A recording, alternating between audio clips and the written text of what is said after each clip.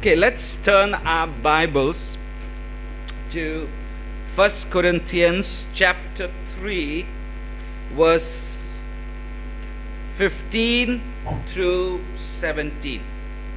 1 Corinthians chapter 3, verse 15 through 17. Yes, it says, "Do you not know that you are the temple of God, and the Spirit of God dwells within you? And whoever desecrates the temple of God, God himself will desecrate that person," meaning that God himself will put an end to that person who desecrates the temple. "For the temple of God is sacred," or else the temple of God is set apart. And then it concludes, Paul concludes by saying that which temple are you? So the question Paul is asking, what kind of temple are you? Before we continue on chapter 3, we'll go quickly to chapter 6 and then we'll come back and look at chapter 3. Chapter 6 verses 19 and 20. It says, "Do you not know your body is the temple and the Holy Spirit, or the Ruach HaKodesh, dwells in you?" When it says the Holy Spirit or the Ruach HaKodesh, it's basically the Shekinah dwells in you. "Don't you know your body is the temple and the Shekinah of God dwells in you, whom you have from God, and you are not your own, for you have been bought with a price. Therefore glorify God in your body and with your spirit." Isn't that an interesting scripture? Two scriptures which Paul is talking about. Now, the context in which Paul is talking about from chapter 3, verses 16 to 17, Paul supposes or believes that the body is the temple of God, and the body being the temple of God, it has certain materials that a builder is using or uses in constructing a building. He goes on in earlier verses of chapter 3, he goes on to say, some build their buildings or their houses with gold, some with precious stones, some with silver, some with hay, some with wood, some with stubble. That's, you find it in 1 Corinthians chapter 3 verse 12. This is what he's trying to talk about. And then Apostle Paul says that the builder is, he says that the builder basically represents the believer. And the believer, depending on the quality of the material that a person uses for the building of God's dwelling, that is gold, silver or wood, that will determine whether your building will be endure in the end or it will be destroyed. Are you with me?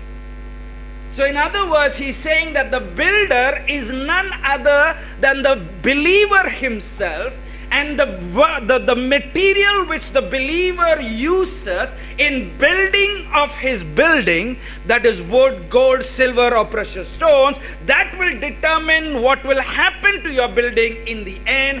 Either it will live or it will perish. So the question this morning we want to ask ourselves is, what will cause a building to endure or to be destroyed? Or what is the main element that is going to keep our building, and what is the main element that is going to destroy our building according to the Bible? It is, no, according to the scripture, it's not foundation. It's, no. What is the element? The element is fire. Aish. So, since God himself is described as a consuming fire, a person who is tested by God must either endure his fire or be destroyed by his fire. Are you with me? Everybody is going to go through the fire of God, is what the Bible says in Deuteronomy and in Hebrews. So Apostle Paul teaches that the work of every person is going to be tested by God, and depending on what you use to build on a dwelling place for him, he will determine if he is going to be pleased with your building or he is going to be dissatisfied by a building, and depending on that you will be existing or you will be destroyed. Not my words, Paul's words. Everybody with me? This is really a powerful thing that Paul is teaching over here. Paul goes on to say in 1 Corinthians chapter 3 verses 13 and 14. See what it says. 1 Corinthians chapter 3 verses 13 and 14, he says, the work of each will be exposed to view. For the day will be exposed because it will be tested by fire. And the fire will disclose the work of each, and of what sort of material it is. That is the builder. That the builder basically meaning the believer. The believer basically meaning you and I. By the builder whose work will endure will receive his reward, and also whose work doesn't endure will be exposed of being a fraud. Isn't that a powerful thing? In how you build your home, when I say home, I'm not talking about this physical structure. I'm talking about you yourself, because the Bible says that you and I are the temple of God. Now, the concept of a building, a place for God to dwell in, is a very interesting concept. Now, all of us, I'm sure, would have seen beautiful, breathtaking pictures or real cathedrals of churches, cathedrals, or even synagogues. Have you been? I think I believe that if you go to Medak and you see the Medak diocese, I believe there's a lot of architecture that you will begin to see. It's being built with the finest materials on the earth. Some have marble, some have gold, some have silver, some have wood, some have beautiful artwork with silver, some has gold coating, their crosses are in gold, and so some of the things that are very, very, very expensive. If you go to synagogues, in the synagogues you will see Torah scrolls. Some Torah scrolls can cost anywhere from $1,000 to $10,000, okay? So that expensive. But the question is, if you ask any of these people, why is these built with expensive materials? Everybody will say it is to honor God. The reason I'm doing this, because I want to honor God. That's why I want to give so much, so that in my church building it will be so beautiful. But just because a church or a synagogue may be constructed with the finest materials in the world, or even a person's home is constructed to look like the Beit HaMikdash or the temple, it does not mean that the actual presence of God dwells in there. Amen. Some people spend a lot of money in the beautiful structure of the building, even their personal homes. I'm not saying anything good or bad, that's up to you to decide. But all I'm trying to say, just because this is all so beautiful, and many of us say, I'm just doing it for the name of the Lord because God gave me, I'm just doing it. But the thing I want to ask is, just because all these things externally are beautiful, it does not mean that the presence of God is dwelling in those places. Paul says that each person is going to have his building tested by God to determine whether it will endure or whether it will fail. What does that mean? Is God going to come down and see your life-size buildings? Is he going to come down and you have Lego? Have you seen Lego blocks? You build Lego blocks and he's going to look at your lifestyle Lego box and says how this is going to be. Is he going to come and check out your home and see, Brother Pushparaj, you have a beautiful home? Is God going to come down and check your home in the front, in the background, and to see if you have a swimming pool or you have a place? Is he going to do that? No. If the builder, according to Paul, represents the believer, what is the problem with building a church or a building with fine materials to honor God? Is it not a noble thing to do? It might sound a noble thing, but Exodus chapter 25 verse 8, this week's portion which we're trying to look at, it says, let them make me a sanctuary that I may dwell among them. God uses the word let them make me. Make me is not a request. It is like say, make me a dwelling place. God is not requesting. If you have time, Pushparaj, please make me. No. If you have extra money, please give me. No. God is not requesting you. He's not a beggar to request you. He's telling you, make me some place to live. Out of all the commands in the Bible, the command to build a dwelling place is one of the central areas where the Bible focuses on. And the question is, why? Why does the Bible take a lot of space, time, scriptures talking about the building of the Mishkan? If you follow the Torah portions, it's technically 5 Torah portions. It is basically about 15 chapters. It is about 400 plus scriptures just talking about the building of the Mishkan. The heavens and the earth, the creation of the heavens and the earth has only 20 or 30 verses. But the building of the Mishkan, the building of the tabernacle is something which is taking about 400 verses. Which means that building of the Mishkan is something really important to the Lord. There is no argument concerning Shabbat. When it comes between Shabbat and the Mishkan, Shabbat always takes precedence. But do you know, Shabbat, when God is talking about Shabbat, there is not even one chapter full where he talks about Shabbat. Isn't it amazing?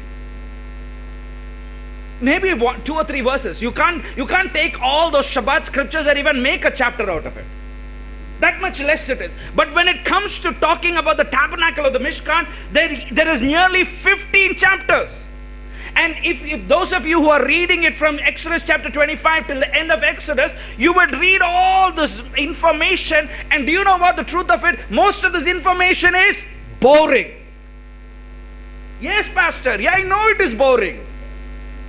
Because what is written over there? It talks about the dimensions of the Mishkan. It talks about the dimensions of the vessels. Who cares about all these dimensions? If you're reading the KJV, it is cubits. If you read some other newer versions, it will be in inches. Other versions will be in feet. But who cares about it? Let me ask you. How many of us know the exact measurements of our homes? How many of you know the exact measurement of your bedroom? How many of you know the exact measurement of your backyard? Just like Shabbat takes precedence over the Mishkan, there are times in our life, or there are things in our life that takes precedence over the dimensions of our home. In other words, we just don't waste our precious, beautiful time thinking about the dimensions of our home. It is boring. How many of you lie down in your bed and just look at the ceiling and say, I wonder what is the dimension of the ceiling? We don't. Because it doesn't make. So many people, when they read, especially around here and other chapters, where it talks about when it talks about all these things in Exodus, many people, you know what they do, even they read, they put themselves in the autopilot mode.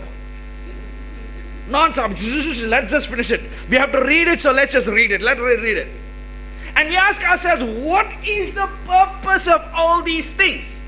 All this information is about a structure that none of us has seen or none of us will ever see in our lives. This is a structure that existed more than 3,000 years ago, and we try and read it once a year if we follow the Torah portions. If we don't follow the Torah portions, we don't even touch those places.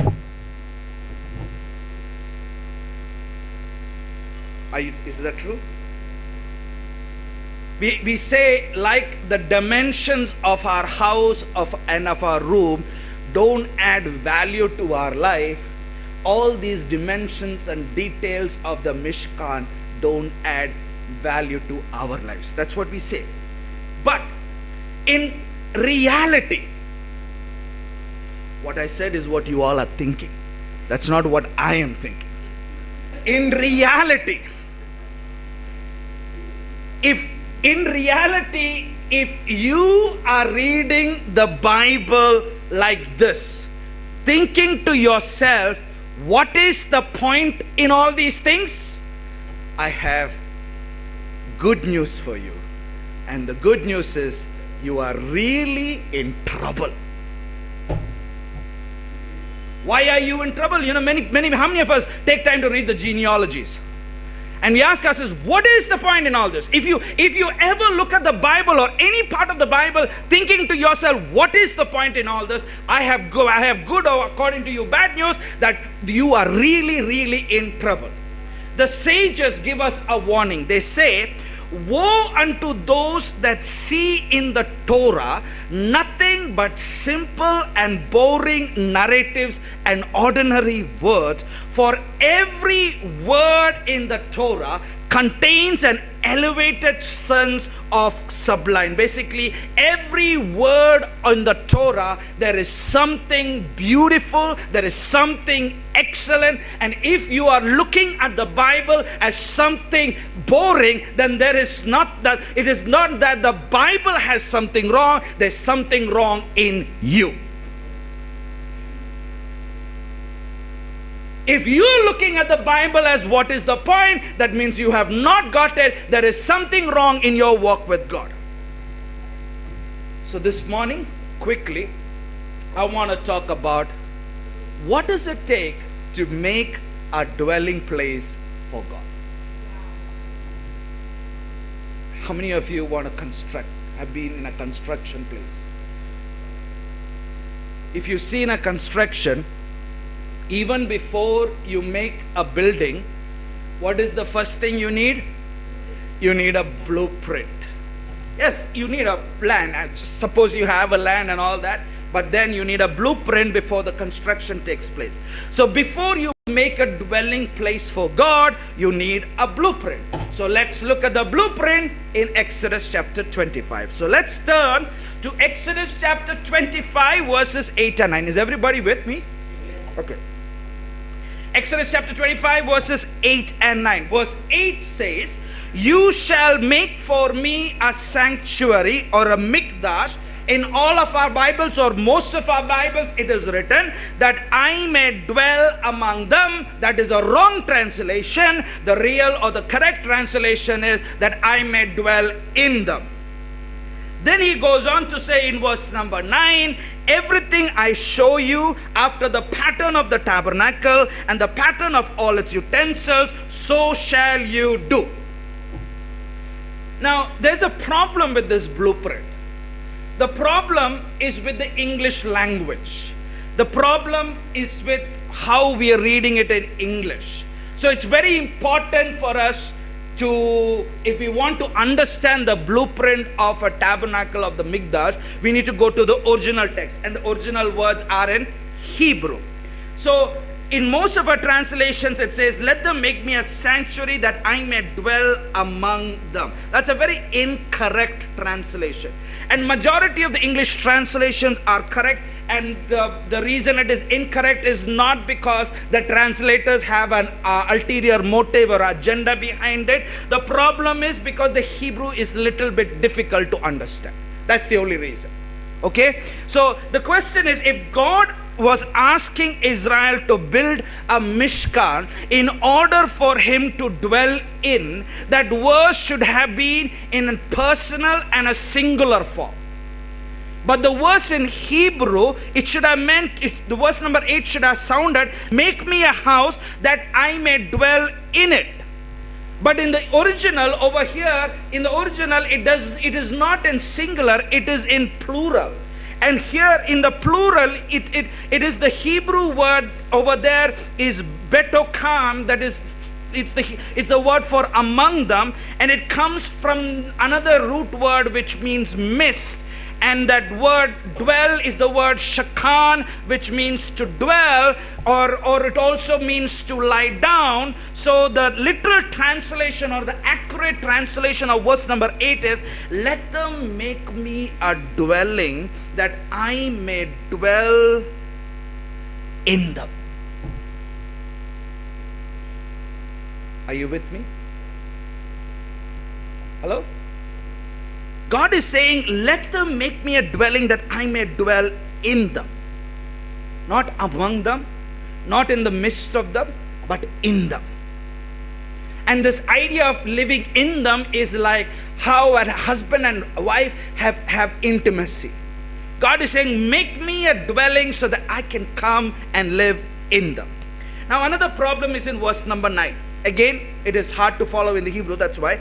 It says in verse number 9, the KJV says, according to all that I show you after the pattern of the tabernacle and after the pattern and the pattern of the instruments thereof, even so shall you make it. The word after and the word it is not there in the Hebrew. You can strike it off. It is something that is added by the translators for your information. Okay? Again, here the English is disturbed because of the Hebrew. The Hebrew does not make any sense. So the translators had to put in some words.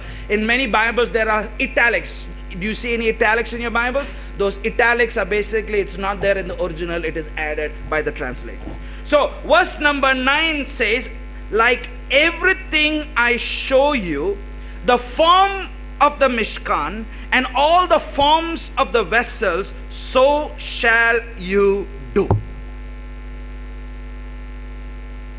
Now for anybody who has a little understanding of Hebrew grammar, if you're having a conversation with somebody and you have a desire to show that somebody is something, just like God is desiring to show Moses the Mishkan, you know what God will say? Let me show to you, is what God would have said. Let me show to you the pattern of the Mishkan, or I will show to you the pattern of the Mishkan. But the thing about here in verse number 9, it does not say in Hebrew, let me show to you. In Hebrew, it basically says, Ani marek otaka. That's what it says in Hebrew. And that literally means in verse number 9, you know what God is saying? Moses, let me show you you.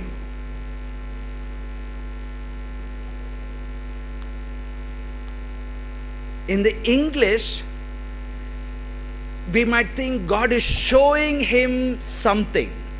But in the Hebrew, God is not showing him something. God is saying, Moses, I'm going to show you yourself.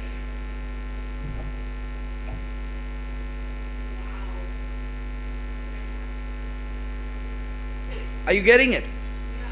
Don't jump horses. We'll go slowly. Before we make God a dwelling place, we need to ask ourselves the question, what does God mean in Exodus chapter 25:8? He says that he wants to dwell in us. And in Exodus chapter 25 verse 9, God is telling Moses, let me show you you. What does God mean? He wants to dwell in us, and he's telling Moses, I want to show you you. What does God mean? The sages say, while the Mishkan appeared, or the tabernacle appeared to be the central area of Israel's worship, It is the main piece that was controlled by Israeli society in those days. The Mishkan was not the primary object of their worship. Even though the whole society revolved around the Mishkan was not the primary object of their worship. They go on to say that if Israel didn't sin, then the golden calf, with the golden calf, then there would have never been a reason to build a physical Mishkan. If that is true, that if the sin of the golden calf didn't take place, that there was no need for a physical Mishkan, then we need to ask the question, if there would have never been a need for the Mishkan, why is there 15 chapters dedicated to the construction of the Mishkan, and out of the 15 chapters, almost about 7 chapters before the sin of the golden calf?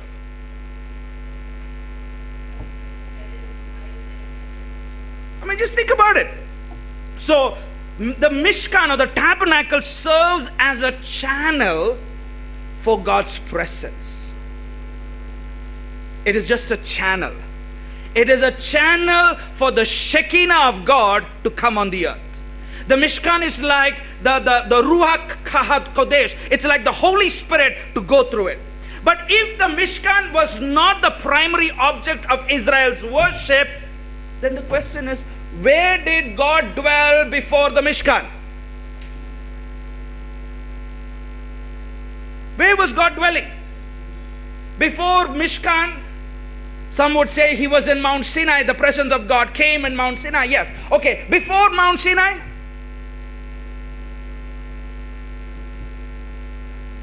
Garden of Eden. Before the Garden of Eden, prior to all that. So majority of people say before all this that his presence was in heaven. So the question, if you say is heaven, the question is which heaven? Why do I ask which heaven? Because the Hebrew word for heaven is hashamayim, and it is plural, it is heavens. Not heavenly, heavens. It refers to the plurality of creation and the numerous dimensions of creation. The word shamayim has a root word. For those of you who know Hebrew, the shamayim has a root word, and the root word of shamayim is mayim, waters. And the root word of mayim is rakamim, which is compassion. And the root word of rakamim is rekem, which means womb. Womb of a woman. So the root word of the Hebrew of heaven is waters. Waters is compassion. Compassion is womb. Isn't that interesting? So rekem is womb. It is when it says rekem, it talks about the mercy of God. It basically is exclusively for the woman. The word rekem has 3 letters in Hebrew. It is the resh, the ket, and the mem. The mem, every Hebrew letter is a picture. Every Hebrew alphabet is a meaning. The word mem means water. The numerical value for mem is 40. And conception starts 40 days in the womb. Are you with me? So the concept of rekem refers exclusively to the woman.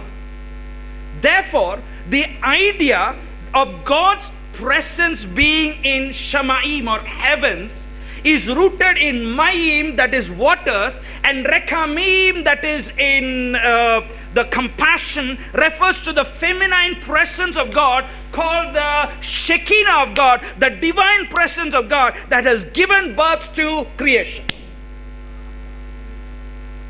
And just as a mother's presence is found with her children, so is God's presence found with his children.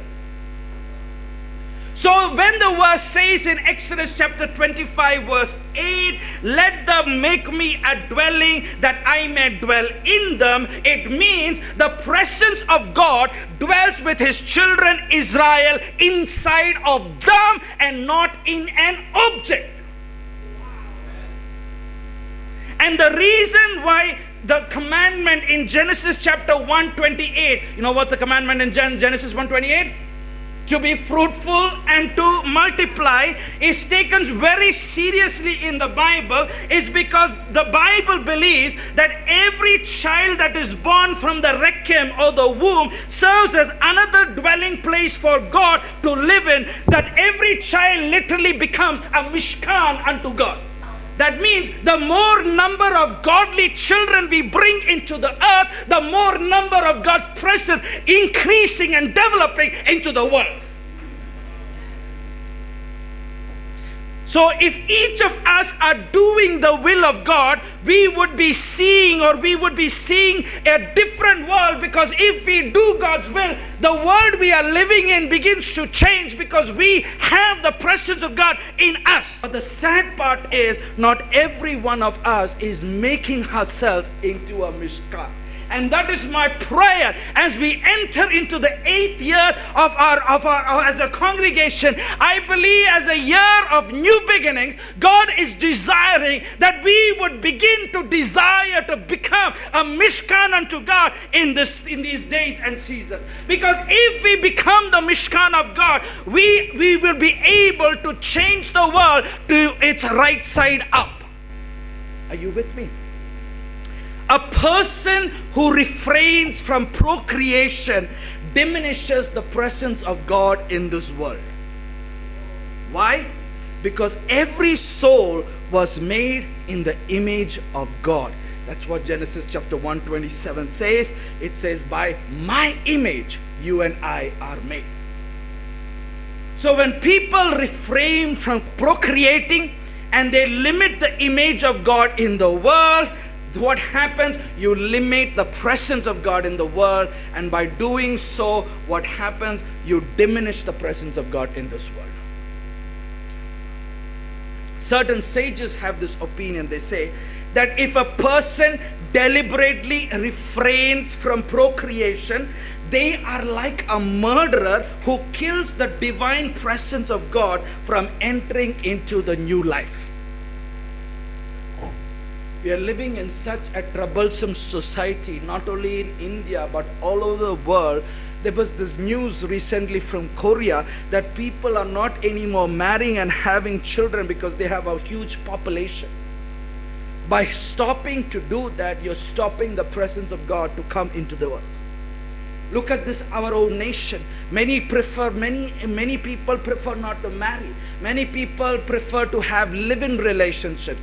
People like to have sex or all those kind of stuff, and they want to do whatever they want. But in the end, what they become pregnant, and what did they do? They abort. And when they abort, what are they doing? They're diminishing the presence of God from the earth. In our society, in India, even homosexuality is rampant. The more we do such kind of acts which have nothing to do with God, we are diminishing the presence of God in the earth.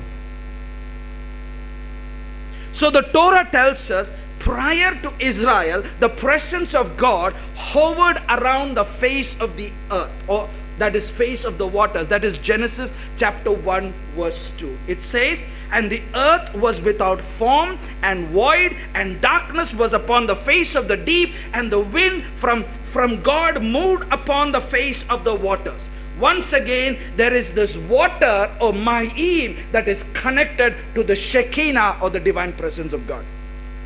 Are you with me? So there is a midrash that says that this passage in Genesis chapter 1 talks exclusively about the Messiah. So the question is, what is the correlation between the Shekinah, God's presence, and water? What does it represent?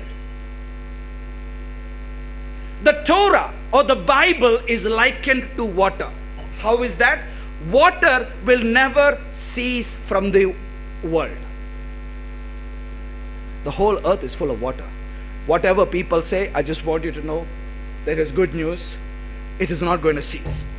The earth is full of water in the depths of it. You remember the flood?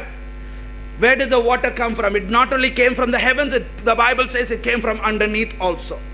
So just like water will never cease from the world, neither will Torah cease from the world.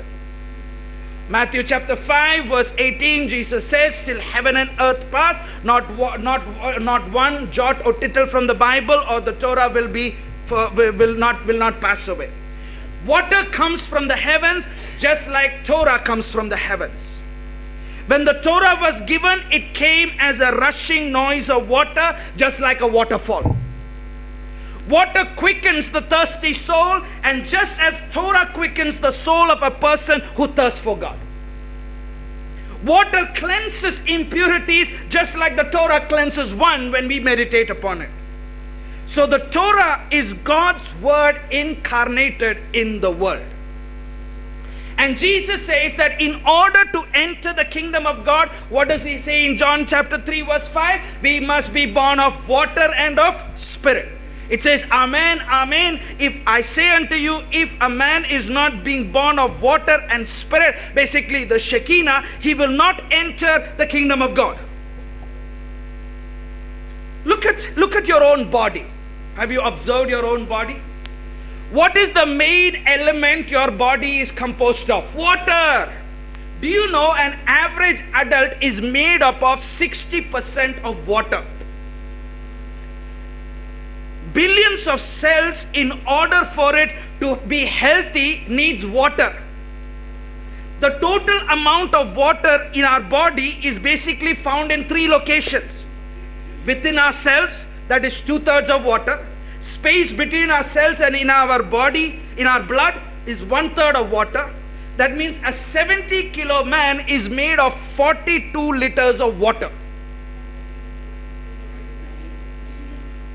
And do you know, a newborn baby who's just come out of the womb, has about 70%, 75% of water. The elderly people, God bless them, as they grow old, they have 50% of water. In other words, the more muscular you are, the more water it contains. Different organs in your body need a certain percentage of water. Your brain needs water, your heart, your lungs, your livers, your kidneys, all these need basically between 65 to 80% of those organs contain water. To the fact that even bones, 31% is water. Jesus said in John chapter 3, unless you are born of the water and of spirit, you will not enter the kingdom of God. So, how is one born from water and spirit? How do these 2 elements combine in order to become a person to experience God? Water and spirit. How do they both combine? When we look at this verse, we say it's water baptism, and water baptism is a good thing, but Jesus is not talking about water baptism over here. Okay, we use these scriptures all these years for water baptism. In the context of Jesus, this is not about water baptism. Some people came to Jesus and they asked him when the kingdom of God will come in order to experience it. And Jesus said in Luke chapter 17 verse 21, he says that the kingdom of God is within you. In other words, the kingdom of God is not in the heavens. The kingdom of God is not on the earth. The kingdom of God is within you. In other words, in order to enter the kingdom, you must experience the Shekinah of God in your bodily temple.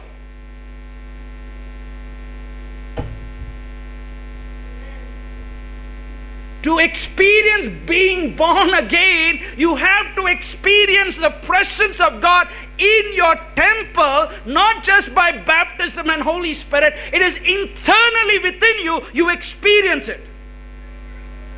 The majority of our bodily temple is composed of water. So when the Shekinah dwells in us, we are experiencing a regeneration of our inner being, which allows us to experience the kingdom of God within us. Exodus 25 verse 8 and 9.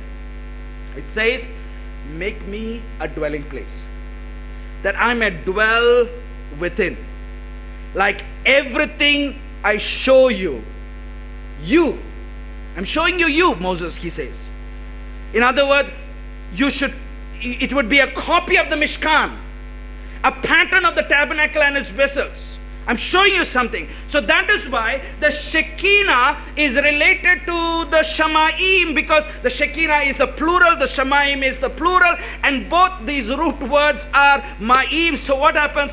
We experience salvation rechem within our womb, and salvation is birthed within us when we experience the glory of God within us.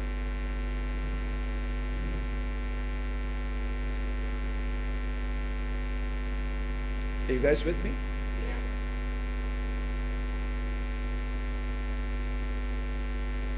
The reason why God told Moses in Exodus 25:9, let me show you is because you are a copy of the Mishkan. You are a copy of the Mishkan. The Mishkan, or the tabernacle, is a microcosmic representation of you. You know what's the meaning of microcosmic representation? You know what is microcosmic? Microcosmic is basically, the Mishkan is a miniature of you.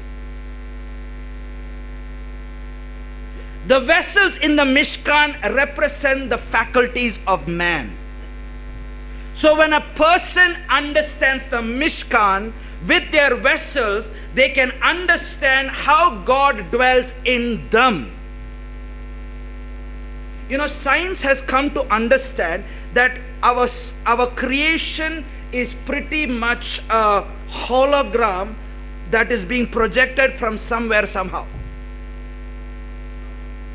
That's what science says. Science understands that man is a microscopic representation of the universe. You might say, how is that possible? Genesis tells us that. Thanks science, already the Bible told us before you told us. How is that possible? See what it says in Genesis chapter 1, verses 26 and 27. God says, let us make man in our image. And then he says, God created man in his image. Put that on. Look at this. This is Genesis 1:1. It says, let us make man in our image, and God created man in his image. I want you to see this next picture. Can you see it? This side is the image of your brain cell. Your brain cell looks exactly like the universe. The birth of a cell looks like the death of a star. Your eye looks like the nebula. Which means you and I are nothing but a microscopic representation of what floats out there in the universe. You have never seen the moon? Don't worry about it. It's there in you.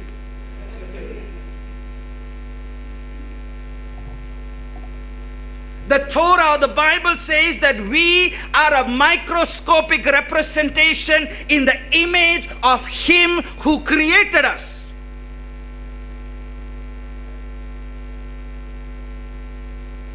Who are we created? We are created by, in Genesis 1, God is created in the name, is by God, Elohim. Everything that floats in the universe can be found in man.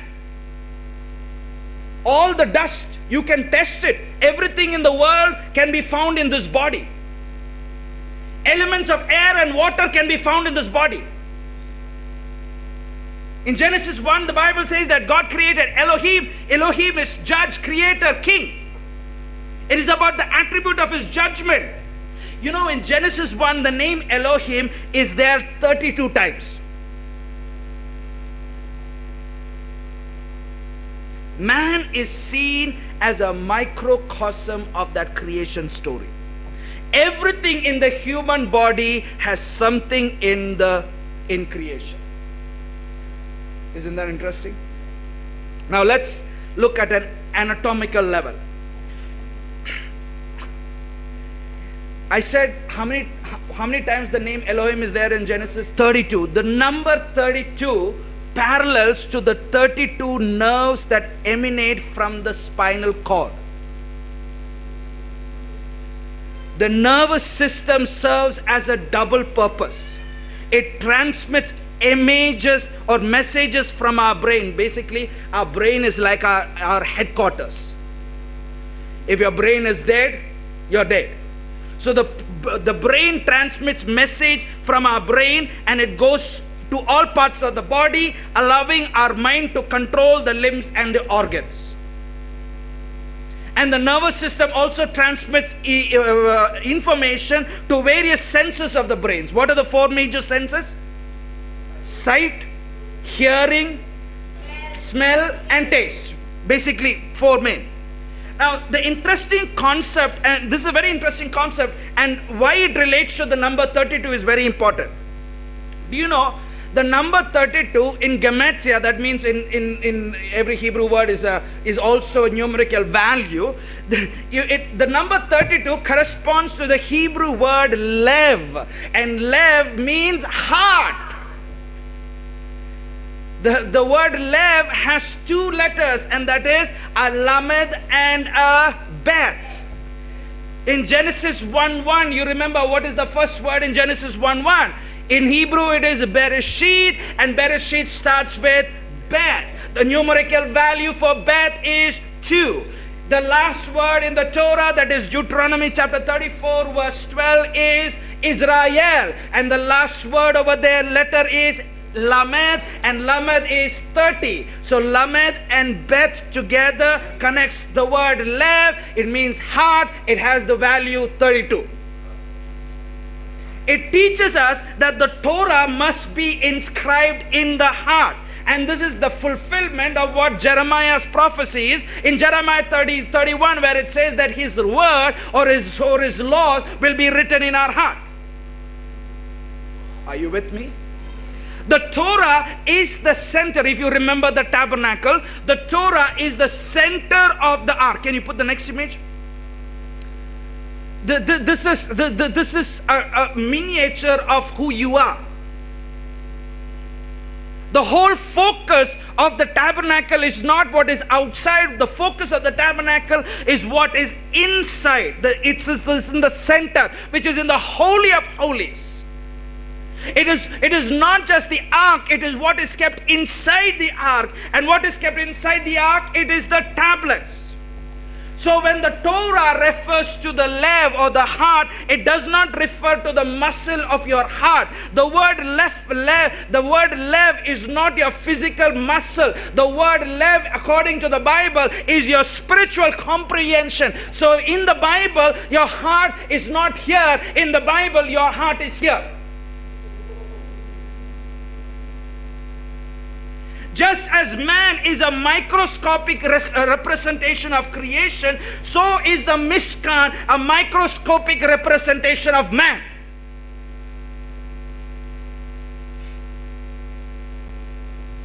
God said to Moses, I will show you you. So you see you. The sages say, just as the soul dwells in the body, so does the Shekinah dwells in the Mishkan. Just as the soul spreads and rests upon every limb in the body, giving it life, so does the divine presence, the Shekinah, resides in every part of the Mishkan. When a person gives a teruma or an offering which Hashem or God has asked for the Mishkan, they must understand by your giving, when you give unto the Lord, you are inviting the divine presence to come and dwell in you. In other words, since the tabernacle represents you and I, whatever part of ourselves we donate to God, His presence will donate specifically in that vessel you have given unto God. You have given only little unto God, you will get the presence of God in that area you have given unto God. If you allot only a certain amount of time, your talent, your life unto God, only in that certain amount of time, the talent and you will get God. Every Thursday evening from 7 to 7:15, I will spend time with God. I will give my time to God. Then that amount of time which you give unto God is the same amount of time you will experience God in your life. The more you give unto God, the more you experience God in your life. So whatever part you give to God, His presence will dwell there. Are you with me? Everybody looks shocked. In other words, when you don't give a teruma from your heart, you don't experience God. You give an offering half-heartedly, you don't experience God. You give your offering with wrong attitude, wrong behavior, wrong lifestyle, you don't experience God because it's not coming from your heart.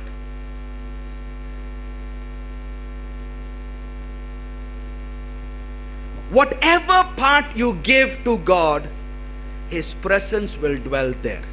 You give Sunday morning 8:30 to 10 o'clock to God, you will experience God only then. Exodus 25, the concept of giving whatever part, Exodus 25 verse 3 says, this is the teruma or the offering that you shall take from them.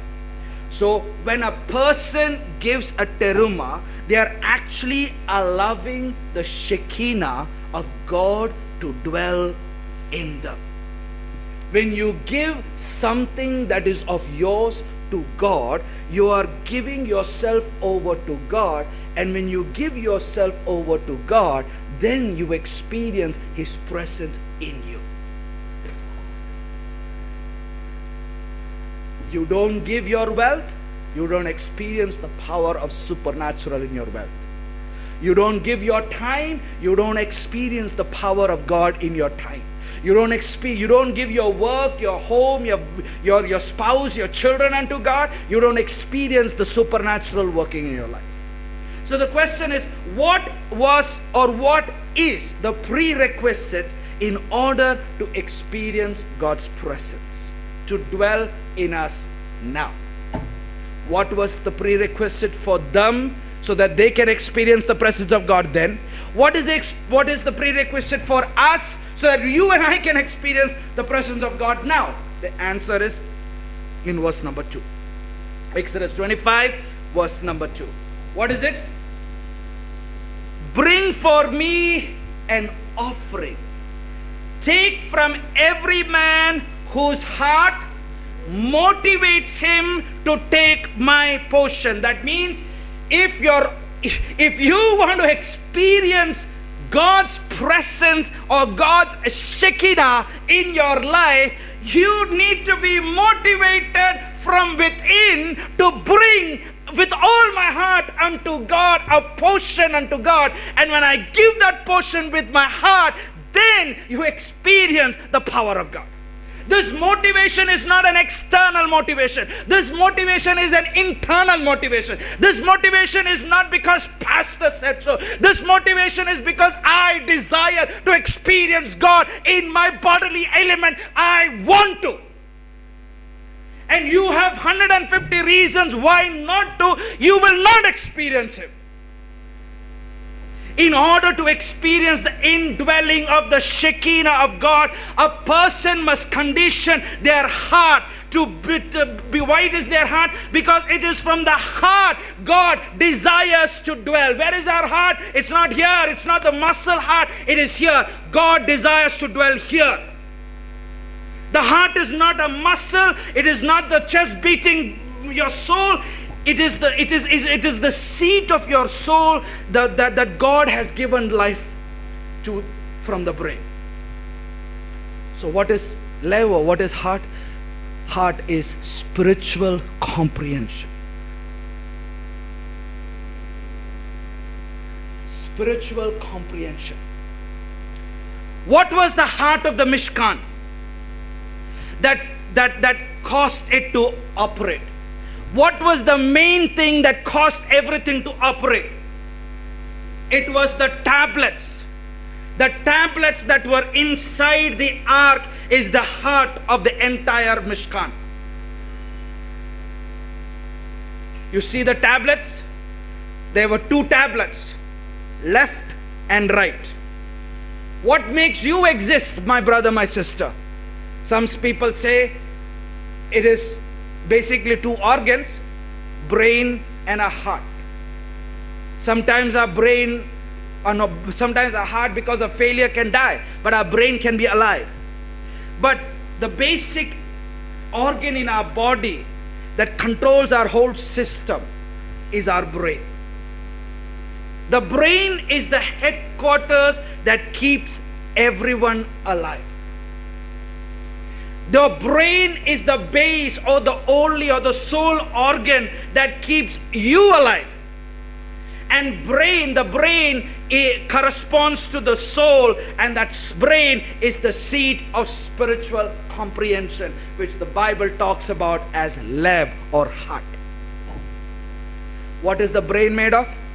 It's made of two hemispheres, right hemisphere and left hemisphere, resembling the two tablets in the ark, the right and the left.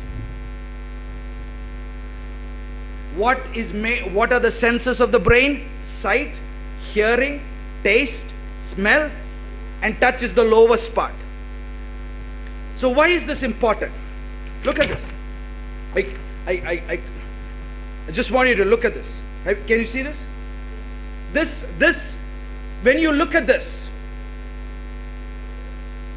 is how it looks. It's not the whole Mikdash. It's not the whole tabernacle. It's just the Holy of Holies, the holy place, and the outer space. This is the bird's eye view of the Mishkan. If you look at it carefully, like I said yesterday, you will see it looks like your face. This whole thing looks like somebody's face. The ark, the topmost part, which is covered in the Holy of Holies, it is like our forehead. And inside the forehead is our brain. Inside the brain is the two hemispheres.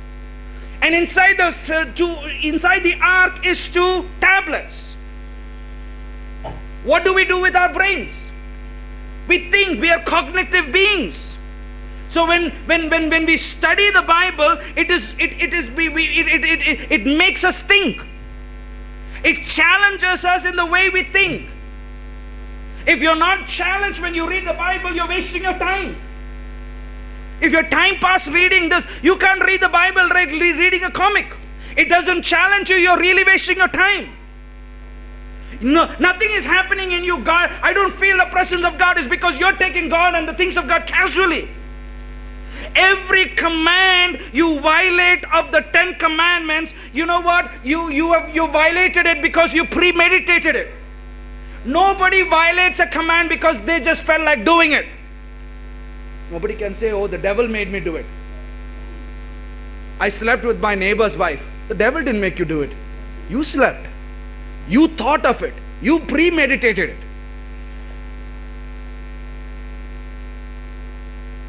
I didn't give my tithes. It's not the devil, it's you. You decided you don't want to give it because your brain is thinking. You're thinking to yourself, what will happen if I give? You are not able to trust God. That's why you're trusting in your own riches. You think, by my money, I'm sustaining myself. So you find reasons as I can't. Okay, you can't. Nobody's forcing you. Thoughts, you know where they originate? They originate in your soul over here. After it originates in your soul, then only it comes to your mouth. And when it comes into your mouth, then only it becomes verbalized. It doesn't come just like that. The menorah. The menorah is like the menorah and the table of presence. Is like our two eyes. The menorah gives illumination. The table of presence, it's literally known as lechem panim, that is bread of his face, or showbread. What do you want to show me? In order to see, you need illumination, and the illumination comes through the Holy Spirit.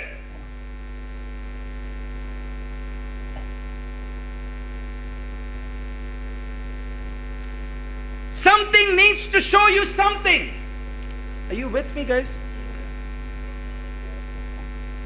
Yeshua, Jesus said, if your eye is dark, your entire being is dark. What is he saying? You're a stingy person. Because you're stingy, your whole body is being stingy. Why? Because there is no illumination in your eye. Why is there no illumination in your eye? Because there is no word in the brain. The altar of incense, or the golden altar of incense, is like, it represents your nose. What happens on the nose? Nose is like the fragrance. The brazen altar in the outer court is like your tongue or your mouth. Animals were put on the altar. The Bible says in Exodus 25:22, it was over here in the Holy of Holies, on top of the cherubim, God would meet with Moses and his presence would be there. So if the tablets are a microcosm of man's brain, when Hashem, or when God manifests himself upon a person, you know where he does it? He does it over here. It's a good story, isn't it? It's, you smell, I'm coming to his nose, don't worry. Where was the presence of God in this? In the Holy of Holies. Where in the Holy of Holies?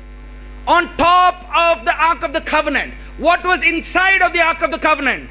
The tablets. On top of the tablets was what? The angels, and on top of the angels to the presence of God. So if the Ark of the Covenant represents our brain, and if our brain represents the two hemispheres, represents the two tablets, that means the presence of God is going to be experienced over here first. But for the presence of God to be experienced here first, I need to have the Torah here.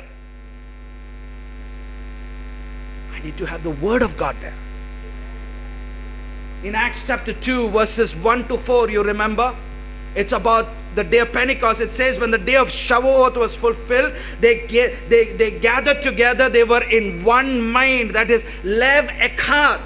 They were on the same page over there. And then it says, suddenly from heaven, a sound like rushing wind filled the house where they were sitting, and a tongue of fire appeared on their what? On their head. Do you know the fire that came upon their hand? It is the same fire that was there in the shore over there in the tabernacle in the Holy of Holies. That fire that rested upon their head was the Shekinah. It was the external manifestation of the fire of God that actually manifested on the top of the cherubim or top of the archangels in the ark. And then the Bible says, by then they were filled by the Ruach HaKodesh. They were not just filled by speaking in tongues and hallelujah, not that. When they were filled because the glory of God was not just by speaking in tongues and jumping and dancing. It was within them.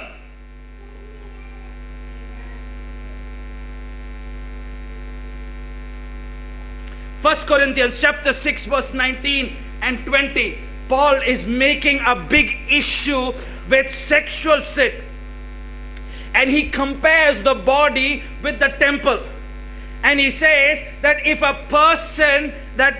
person's mind or their soul where Hashem dwells is filled with impure thoughts, it is as if they are bringing a prostitute into the Mishkan to perform the physical act in the very presence of God. Are you hearing me? Are you listening to what I'm saying? Yes. I'm basically saying is that if this is the place where the presence of God is, and this is the place you are having impure thoughts, it is like bringing a prostitute into the presence of God. You remember the story of Pinchas in Numbers chapter 25, where it says that Zimri brought a Midianite woman to the Mishkan and they had sexual intercourse. And that physical act, do you know that physical act? That physical act is nothing compared to the person who actually thinks of sexual relationships with another woman in their mind. The act is nothing compared to what you have already defiled in your mind. The Mishkan is nothing but a model. It is a replica. It is a microcosm of man. So the greater the sin takes place is where it takes place in our thoughts. It all begins in our thoughts, and if our thoughts are not dealt with, then only it comes to the body. The Bible says that God dwells in Israel. Therefore, a person who is created in the image of God and who contemplates on forbidden images is desecrating the temple of God, is what Apostle Paul is saying. See what Jesus said. Matthew chapter 5 verses 27 and 28. Jesus is giving insight to a commandment given in the 10 commandments. What does it say? Matthew chapter 5 verses 27 and 28.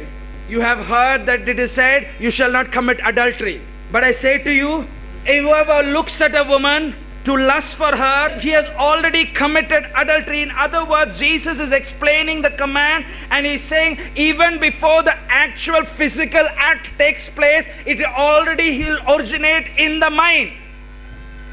He's dealing with this issue of sin not in the physical, he's dealing with this issue of sin in the realm of the soul. Yeshua or Jesus understands that sexual immorality or morality is not just limited to the physical act, it begins in the mind. Because if a person performs something in his mind where the actual presence of God resides, they are actually desecrating the temple and offending the Holy Spirit that has been given to you through your salvation. Your mind serves as the ark, and the Holy of Holies is where God's presence is manifested. God is not going to rest His presence in your life when your mind is full of spiritual dirt. God is not going to pour your presence into your life if you contemplate on forbidden images. A person has to watch out what they eat, for you know what, in the altar of God, the only thing that was offered was kosher food. If I am the representation, or if the tabernacle is the representation of me, I need to be careful of what I eat. It is not only eating in the altar. In the altar, it is also about talking. That means I need to be careful about slander and gossip. The only thing that came out of the altar was fire and power. And a person can't expect to worship God and serve God if their mouth is filled with dirt and anger, with both food and speech. Are you with me? You can't say I will serve God, but your lifestyle, your actions, your anger, your food habits, all is gone. The nose, which corresponds to the altar of incense, it represents a person should watch their anger. A person who is angry is a person who breathes hate, and he is like a destructive fire. A person with anger is like a dragon walking around with a lot of banned wild hot breath and is steaming. Have you seen when you're angry? Your nose begin to flare up all of a sudden. That's because you're angry. And every time if this was there, if this tabernacle was physically there, and would you take a cricket bat and go there and hit at the altar, or go and hit at the Holy of Holies? Would you ever do that? Do you know that when you get angry and you are uncontrollable, it is like taking a bat and hitting at the covenant of God? I'm serious, because you are the temple of God. The reason the presence is not abiding, because you're not getting rid of this. Anger is like idolatry, and because a person is allowing, when you have anger, it is like a person allowing a foreign god to live within you.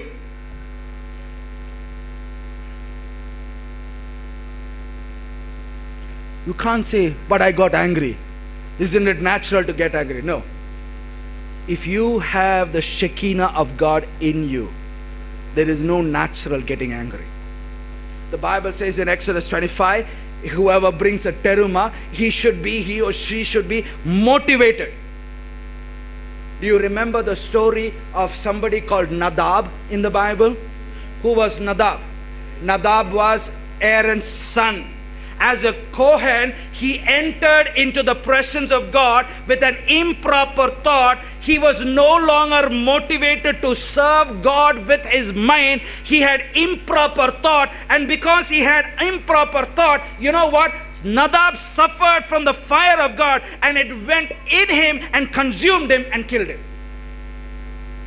The sages say, you know what happened? The sages say, because Nadab was not motivated from within to worship God, he was not motivated to really come and seek the presence of God. He came to the presence of God in an improper fashion. The fire which was on the altar of God went in through his nostrils, burnt up his soul, and you know what was left? His body, and his body fell to the ground.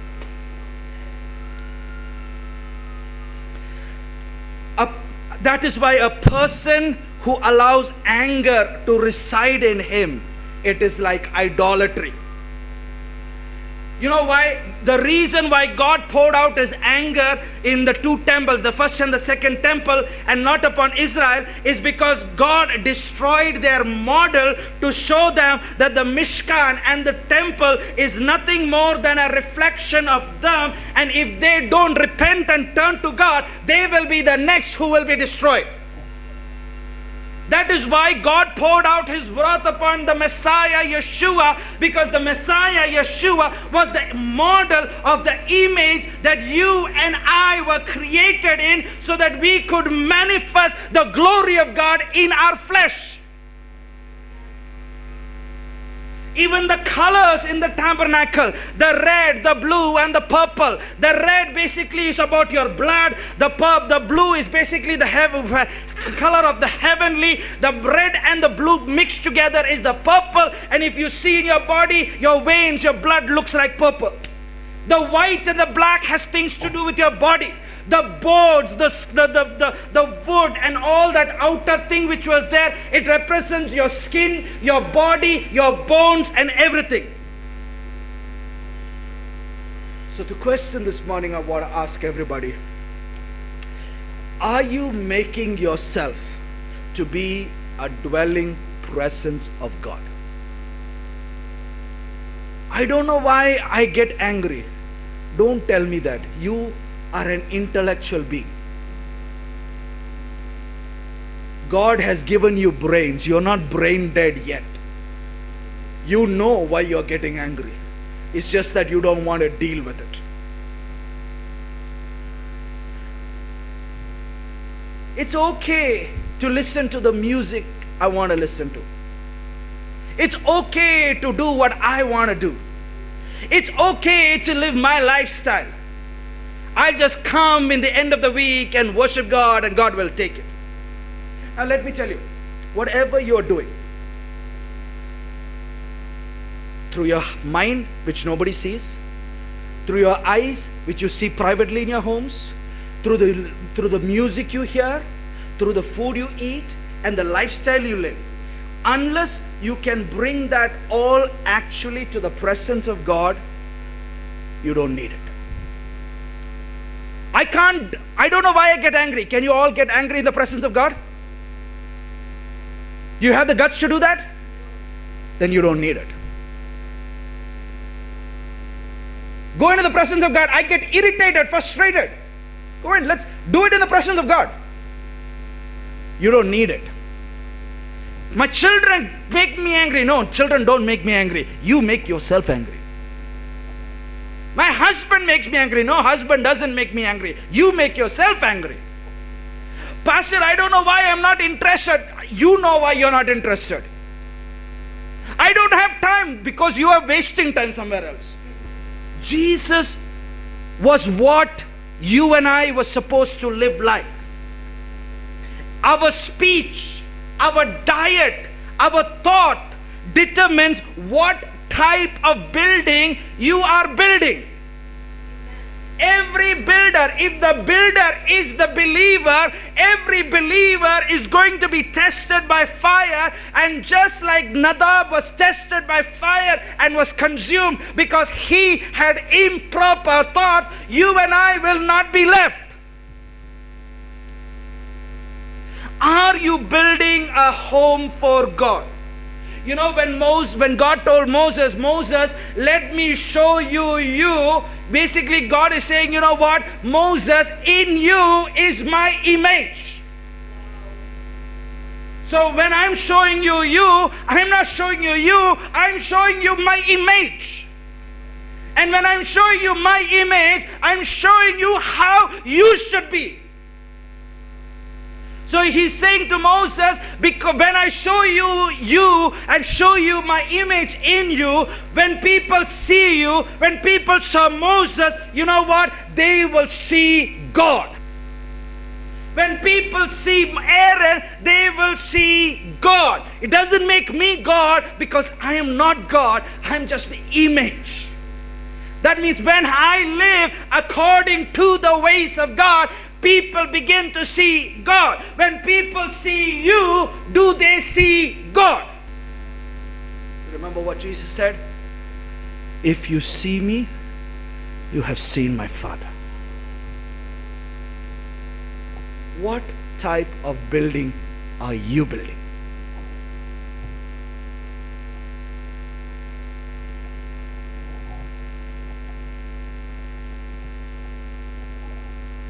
In this seat of the Holy of Holies, in the headquarters, what are you doing? Anger, frustration, rebellion, sin, immorality, adultery, fornication, lies, jealousy, envy, rejection, unforgiveness, bitterness. It's all here. You keep it here in the Holy of Holies, and you expect to experience the presence of God in your life, and you say, I don't understand when I read the Bible. You know why you don't understand when you read the Bible? Because your thought is not pure before God. What should I do, Pastor? Shuv, repent. You know what is in your thoughts. That is not that. That is you and me. His presence can be there as it is there. In me, upon me. The question is, do I want to?